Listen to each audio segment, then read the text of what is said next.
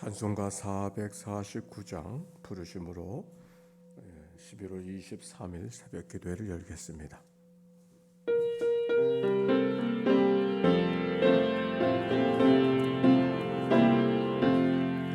예수 따라가며 복음 순종하며 우리 행할 길 활하겠네.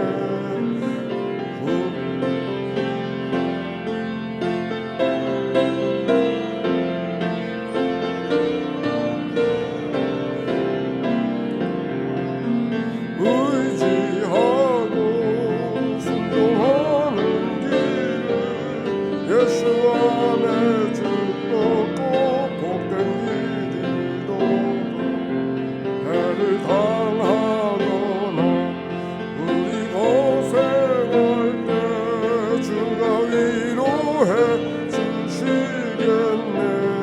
주를 의지하며 순종하는 자를 주가 안위해 주시리라. 의지하고 순종하는 길은 예수 안에 즐겁고 복된 길이로다.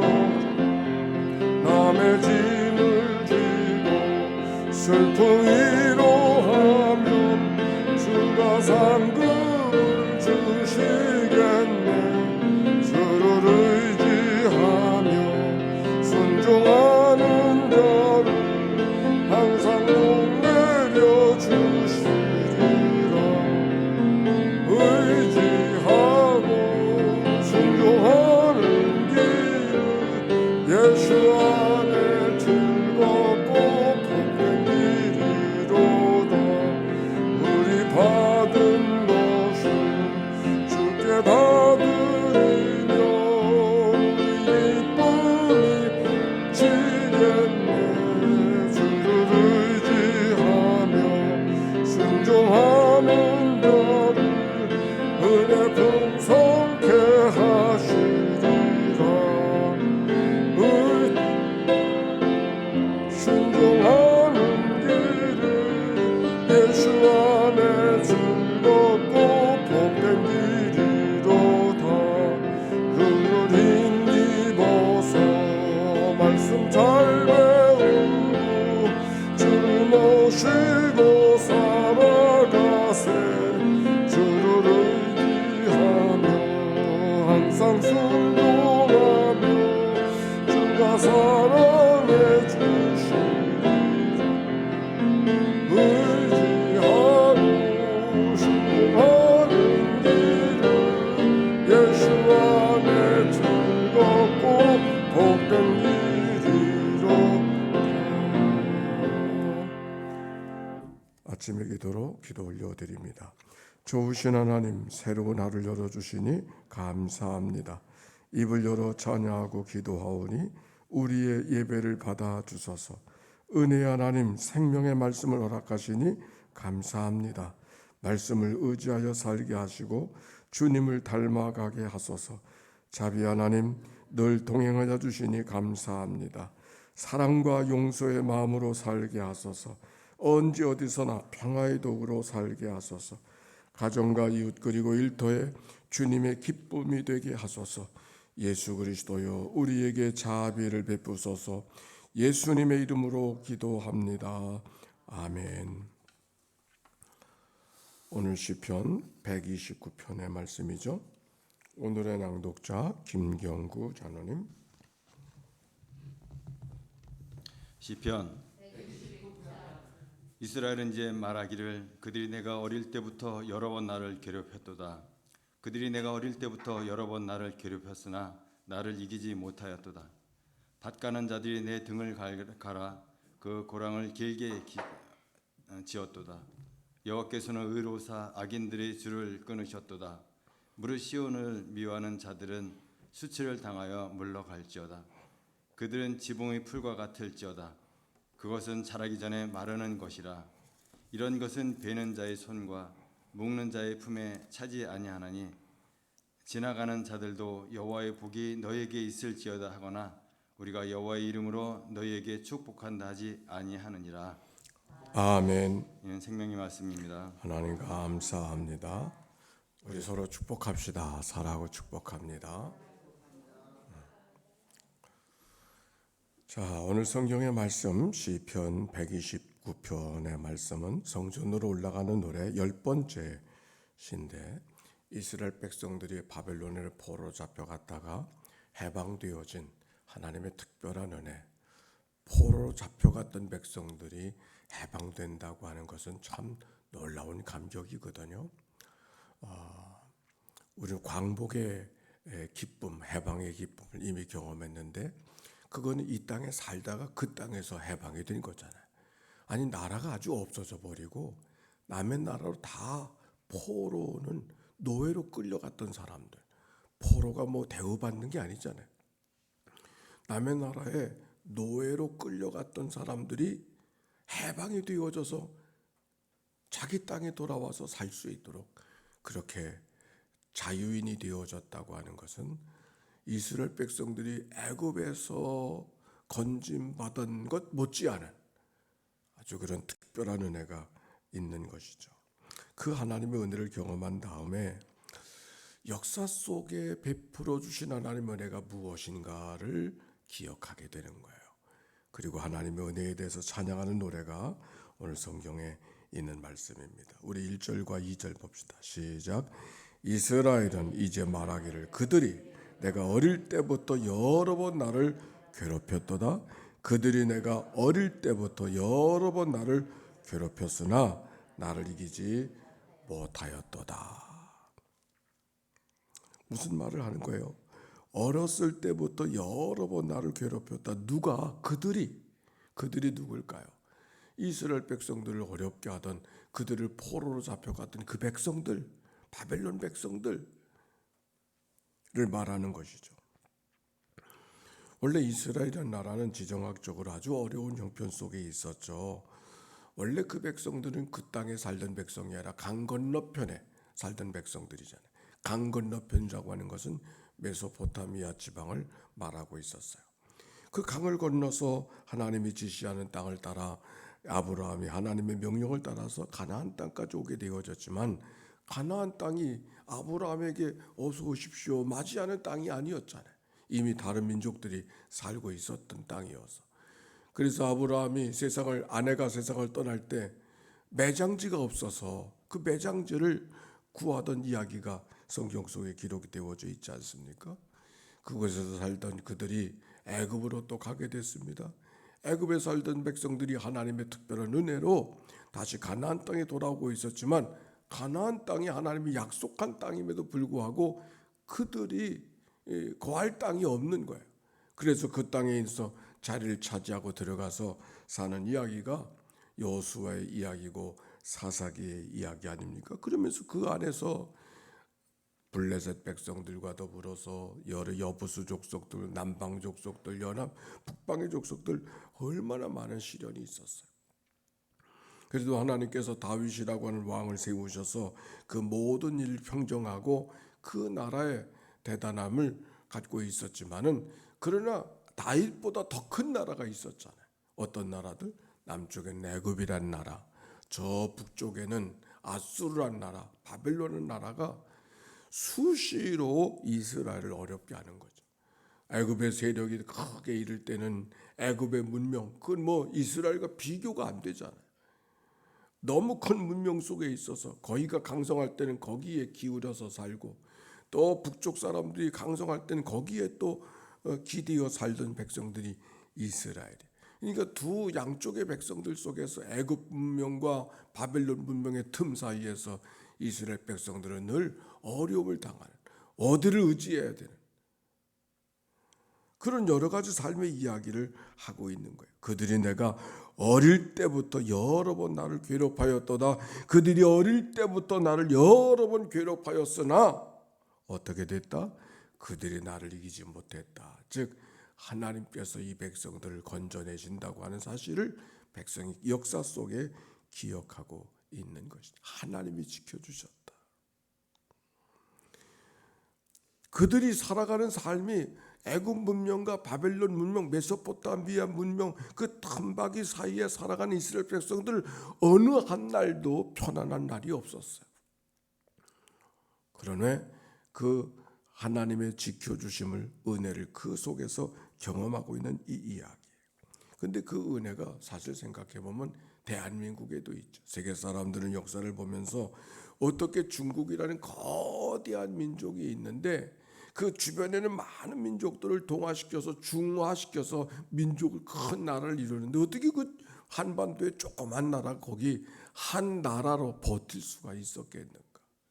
그 하나님의 특별한 은혜죠. 그런데 어느 날 제가 조만국경 그 동북 삼성에 여행하면서 강줄기를 따라서 압록강을 따라가고 두만강을 따라서 쭉 여행을 하면서 생각했더니 이 지형적으로 말입니다. 이 한반도는 그 백두산 이 압록강의 첩첩산중으로 이렇게 막혀 있더라고요. 이야, 하나님께서 지정학적으로 이 나라를 한 민족으로 살게 해주시려고 특별한 이 지정학적 구조를 갖고 있고 높은 산맥들이 겹겹이 이렇게 짜여져 있더라고요. 즉 압록강과 그 북쪽 길림성 쪽으로 가는데 얼마나 첩첩. 그러니까 산이 높으니까 또 골이 깊잖아요. 그러니까 쉽게 말 타고 달려올 수 있는 그런 땅이 안 되는 거예요. 하나님께서 이스라엘 백성들을 건져내셔서 그 백성들을 하나님의 백성들로 그곳에 있게 하신 하나님, 하나님께서 대한민국을 이 민족을 구원하셔서 특별한 민족적인 그런 지정학적 은혜 속에 살게 하신 그런 하나님의 은혜가 이 민족 속에도 있구나 하는 것을 기억하게 될 때 하나님이 특별히 이 민족을 도와주셨다. 그래서 함석헌 씨가 쓴 뜻으로 본 역사, 한국 역사라고 하는 책이 나오는 거죠. 도대체 이 민족에 갖고 있는 힘 가지고는 그 거대한 힘을 대항할 수 없었었는데 그 거대한 힘 앞에서도 민족의 공동체성을 잃어버리지 않고 살아갈 수 있었던 것이 하나님의 특별한 은혜다. 오늘 그 은혜가 여기 성경 속에 기록이 되어져 있는 거예요. 그들이 어릴 때부터 여러 번 나를 괴롭혔으나 나를 이기지 못하였도다. 자, 그 다음에 3절의 말씀 봅시다. 시작. 밭 가는 자들이 내 등을 갈아 그 고랑을 길게. 이게 무슨 말이에요? 밭 가는 자들이 어디를 갈았어? 내 등을 갈았어요. 등이 어디예요? 우리들의 등이란 말이에요. 즉 그 백성들이 밭 가는 자들이 그 주변에 있는 백성들이 얼마나 큰 상처와 아픔을 이 민족에게 주었는가를 표현하는 거예요. 내 등이 밭으로 생각하고 밭을 갈아서 고랑을 길게 하였도다.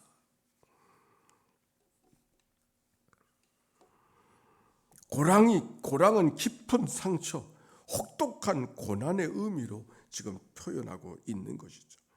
내가 당한 고난이 얼마나 깊은 상처를 내게 주었는지 그 고랑이 밭에 고랑을 길게 낸 것처럼 바로 내 삶이 그러하였다. 이스라엘 백성들의 고난의 역사, 지울 수 없는 역사를 표현하고 있는 거예요. 그 고난이 그들 가운데 왔어요. 그런데 어떻게 되어졌습니까? 그 고난 때문에 이스라엘 백성들 더더욱 하나님을 바라볼 수 있는 기회가 되지 않았습니까? 고난은 하나님의 실수나 하나님의 덫이 아니라 오히려 나를 나되게 하시고 더 강하게 하시는 하나님의 은총이라고 하는 사실을 오늘 시인이 고백하고 있는 것이죠. 이건 이스라엘 백성들만의 이야기가 아니에요. 우리들의 삶의 이야기도. 우리가 여기도 오늘 새벽을 깨워 주님 앞에 나와 있는 것은 룰루랄라 늘 편안하고 아무 일들이 없었기 때문이 아니라 우리들의 삶 속에는 기억하기도 싫은 여러 가지 지난한 사건들이 있었기 때문에 오히려 우리가 이 아침에 하나님 앞에 기도하고 있는 거 그런 거 아닙니까? 아마 그런 일들이 없었다면 우리가 여기 있지 않을 거예요. 하고 싶은 대로 살지 못하고 우리의 자기의 생각대로 살지 못하고 가던 길들을 하나님이 이런 일로 막아서고 저런 일로 막아서고 이런 사건 저런 사건 때문에 나를 다시 돌아서게 만들고 하나님의 말씀 앞에 붙들려 살아가도록 인도하신 하나님. 그게 이스라엘 백성들만의 이야기가 아니고 오늘 나 개인의 이야기만이 아니라 그게 바로 교회의 이야기죠. 우리들의 교회도 여러 가지 일들이 있었지만 그 여러 가지 일들이 다 뭔가 교회를 교회되게 하시고 나를 나 되게 하시는 하나님의 은총. 그 영성신학에서도 특별하게 사용하는 말 가운데 하나가 영혼의 어두운 밤이라는 말이 있어요. 한번 해볼까요? 영혼의 어두운 밤. 우리의 영적인 삶에는 어느 순간에는 어두운 밤을 경험한다는 거예요. 근데 그 어두운 밤이 어떤 것이냐?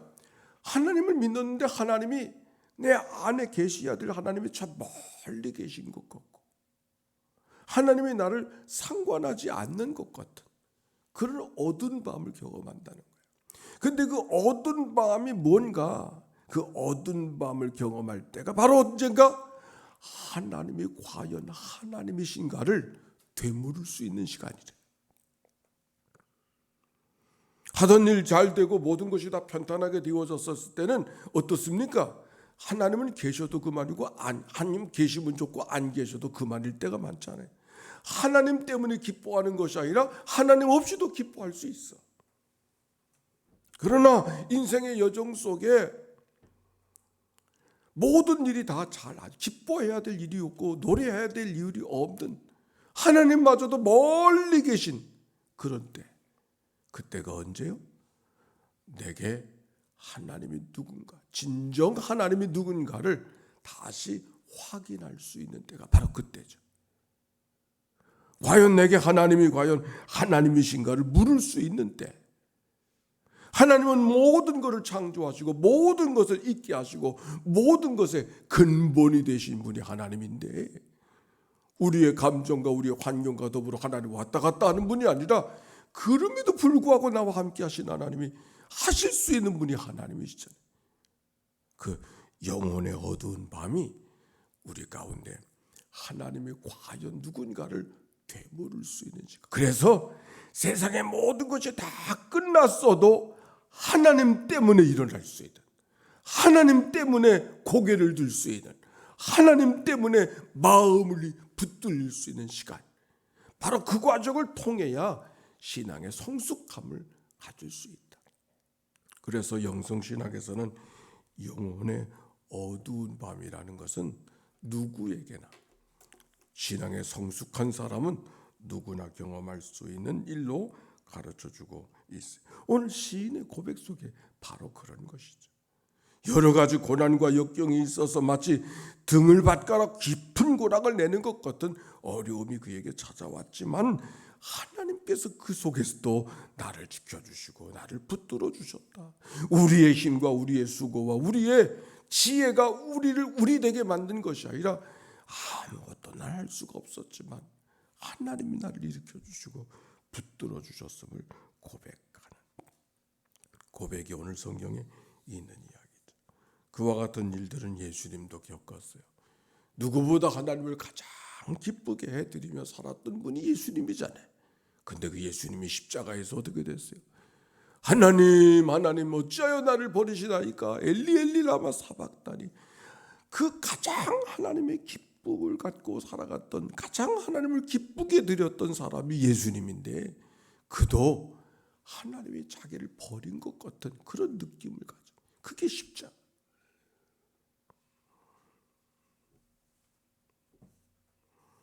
그 십자가의 외침이야말로 진정 그에게 아무것도 의지할 수 없을 때 부르짖는 말이 하나님이었잖아요. 하나님의 멀리 계심을 경험하던 바로 그때 하나님께 자기를 맡기면서 내 영혼을 받으시옵소서. 그리고 숨지시는 예수님의 모습 속에 진정 신앙이 무엇인가를 우리가 깨닫게 되는 것이죠. 4절 이하의 말씀 속에서는 하나님의 베풀어 준 은혜가 어떤 것인가를 표현하고 있어요. 봅시다. 여호와께서는 의로우사 악인들의 줄을 끊으셨도다. 무릇 시온을 미워하는 자들은 수치를 당하여 물러갈지어다. 그들은 지붕의 풀과 같을지어다. 그들은 자라기 전에 마르는 것이라. 이런 것은 베는 자의 손과 묶는 자의 품에 차지 아니하나니. 지붕의 풀, 이게 무슨 말이냐면 이스라엘 백성들의 집은 이렇게 나무로 집을 짓고 지붕에는 흙을 덮었단 말이에요. 그 흙을 덮어서 기온도 조절하고 비도 그치게 하고, 그러나 때로는 비가 오면은 그 흙으로 덮은 곳에서 씨들이 자라나가서 풀들이 자라나는, 옛날 초가집에 풀이 자라나던 말입니다. 이제 그런 현상을 하면 되어요. 지붕의 풀 같은 것이지만은, 지붕의 풀 같은 것이죠. 잠시 피어서 자라는 것 같지만 곧 말라버리는. 7절에는 이런 것은 베는 자의 손과 묶는 자의 품에 차지 아니하나니. 주수꾼들이 곡식단을 얻고 밑둥을 져서 나수를 져서 베어낼 때 그것을 마치 많은 주수를 거둬야 품에 가득한 이삭을 취할 수가 있는데 그럴 수가 없단 말이죠. 베는 자의 손과 묶는 자의 품에 차지 아니한다. 누가? 악인들이 그러하다. 즉 악인들의 말로는 아무것도 아님을 이야기하고 있는 것이죠. 마치 시냇가에 심은 나무가 시절을 쫓아 열매를 맺으며 복 있는 사람은 그러하지만 악인은 그렇지 아니하니 악인은 오직 바람에 나는 겨와 같도다 하는 말씀을 동일하게 지금 표현해주고 있는 거예요. 그래서 다 같이 8절 마지막 절입니다. 시작. 여호와의 복이 너희 있을지어다 하거나 우리가 여호와의 이름으로 너희에게 축복한다 하지 아니하느니라. 아멘.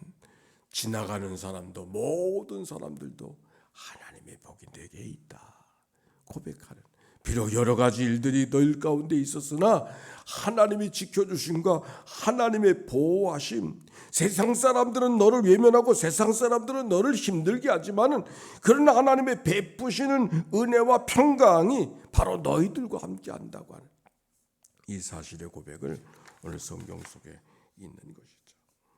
오늘 성경의 말씀 속에 그들이 고난 속에 있었지만 어떻게 그들이 하나님의 지켜주심과 보호하심을 오늘도 고백하며 경험할 수 있었을까? 그렇죠? 고난의 한복판에서 하나님의 버려짐을 고백하는 그 한복판에서도 어떻게 하나님을 바라보고 하나님에 대한 신앙이 어떤 신앙이었기에 하나님을 의지할 수 있었을까? 4절 이런 말씀이 나와요. 4절 한번 봅시다. 시작. 여호와께서는 의로우사 악인들의 줄을. 시인의 고백 속에 하나님이 어떤 분이요? 의로우신 분. 다 같이 한번 해봅시다. 의로우신 하나님. 의로우신 하나님. 이 말은 다른 말로 표현하면 하나님은 맞습니다. 하나님은 맞습니다. 나는 틀렸습니다. 이 고백을 갖고 살아가는 것이죠. 하나님은 맞습니다. 나는 틀렸습니다. 내가 틀렸습니다. 깨어지고 부서지고 여러 가지가 다 뒤죽박죽이지만 그래도 하나님은 맞습니다. 하나님의 의로우신 하나님에 대한 믿음의 고백. 신앙이라고 하는 것은 바로 그런 거 아닌가요? 하나님은 의로우사. 그 믿음을 잃어버리지 않고, 우리는 때때로 여러 가지 일 속에 하나님이 틀렸다고, 하나님은 어떤 분 이렇게 하시느냐고 하나님께 막 볼멘소리를 할 때가 있죠. 그게 무슨 말? 하나님 틀렸다는 거잖아요. 오늘 시인의 고백. 자기의 등이 고랑처럼 파는 그런 어려움 속의 한복판에서도 주님은 의로우십니다. 주님은 잘못이 없으십니다. 내가 잘못한 것 때문에 그렇습니다. 이게 진정 믿음의 삶의 고백이고, 자기의 의로움을, 그 하나님의 의로움 앞에 자기를 굴복시킬 때 비로소 하나님이 그에게 복 주시고 은혜 주시고 지켜주시는 삶의 은혜. 오늘 성경이 우리에게 이야기해 주고 있습니다. 우리의 삶이 깨지고 부서지는 일이 있다면 그래서 하나님 앞에 다르게 말하지 말고 여전히 하나님은 의로우신 하나님, 그 하나님 앞에 나가서 나를 빚어주시고 만져주시고 다듬어주시고 보듬어주시는 그 하나님의 은총 안에 붙들려 살아가는 믿음의 삶이 오늘도 우리 모두 가운데 있게 되시기를 주의 이름으로 축원합니다. 기도합시다. 하나님, 오늘도 말씀으로 우리를 가르쳐 주시오니 감사를 드립니다. 신실하신 하나님, 주님을 의지합니다. 내 연약한 믿음과 내 부족함을 주님 앞에 회개합니다. 어떤 경우 속에서도 인생의 고난과 광야를 지나간다 할지라도 하나님의 특별한 지켜주심과 보호하심이 나와 함께 하심을 믿고 믿음으로 견디며 살아가도록 축복하여 주시옵소서. 주님이 주시는 평안으로 마음이 회복되게 해 주시옵시고 고난 속에서도 모든 것을 내려놓고 주님의 사랑과 주님의 만져주심 구하며 걸어가는 저희들 되게 하옵소서. 하루가 시작되어졌습니다. 오늘도 누구를 만나든지 주님을 대한 듯이 고백하며 살아가는 삶이 되게 하시고 하나님을 기쁨되어 살아가는 저희들 되게 하옵소서. 귀한 예물 주님께서 연락드리오니 주님이 흠명하여 주시고 하나님의 복됨을 경험하는 저들 되게 하옵소서. 구주 예수님의 이름으로 기도하옵나이다. 아멘. 성부 성자 성령 삼일체 하나님의 크신 은혜와 사랑과 역사가 이제와 같이 영원히 함께해 주시기를 축원하옵나이다. 아멘.